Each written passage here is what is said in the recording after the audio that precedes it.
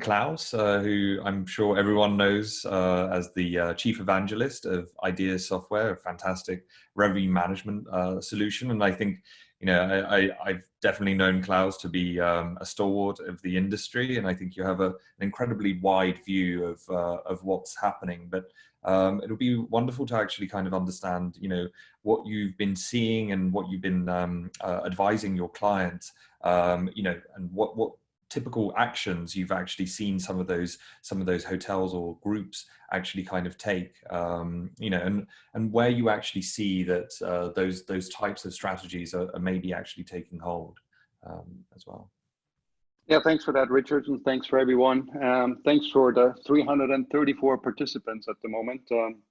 Incredibly hard times right now. I've been in the industry for a long time, and I know a lot of the people that are on the call are probably without a job or temporarily on hold. And my heart really goes out to everyone, including a lot of my friends who've either lost their job or are not working right now. So thanks for joining.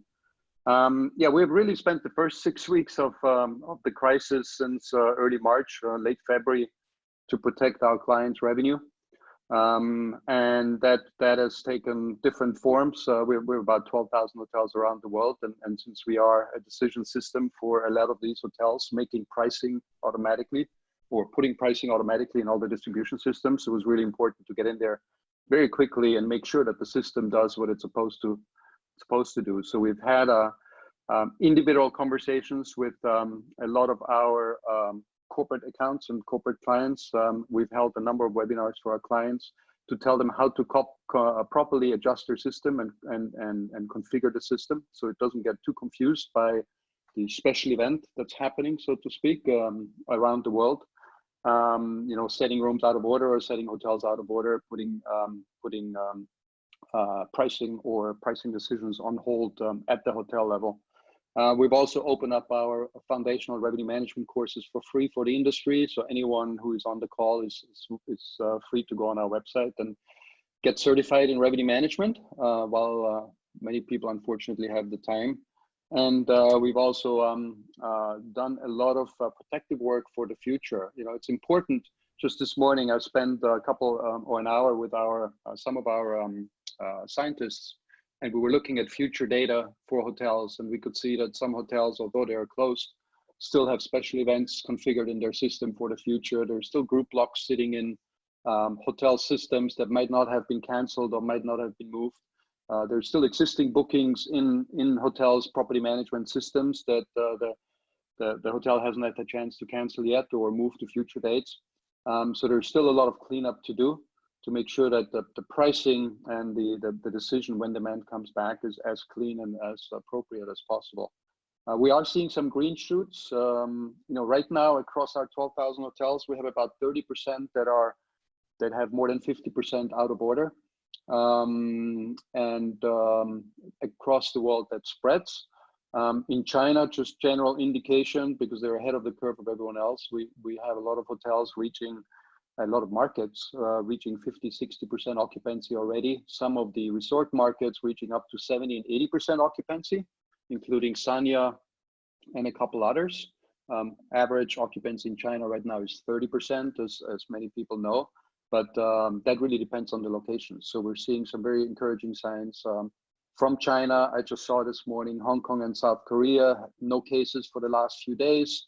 New Zealand is reopening earlier this week. Australia had 4 cases for the whole country. So I think we're going to see a whole wave of countries starting to relax some of the restrictions. And that means travel will restart in some of those locations, slowly, but then accelerating. And when I look at the next 6 months data that we have in our system, I can see October looking a little bit encouraging with forecasts for the last 7 days moving up. So our system is forecasting higher occupancy, higher demand as 7 days ago. And November, December looking encouraging, not positive yet, but October is the first month that looks positive, where our system is actually suggesting overall demand, global demand is going to increase. So that's kind of the snapshot from our side.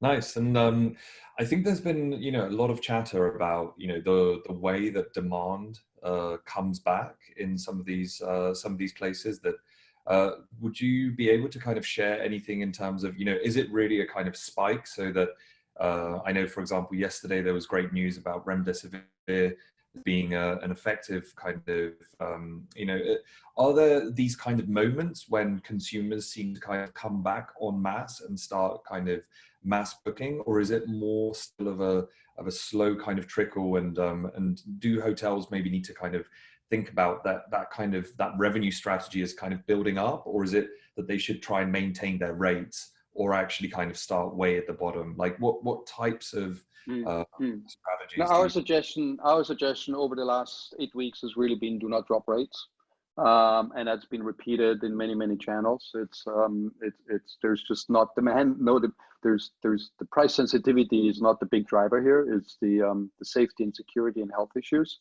Obviously, there is opportunities to stimulate demand, as Cara already said, and Charlie, and that is through special promotions, very targeted towards specific audiences, markets, channels.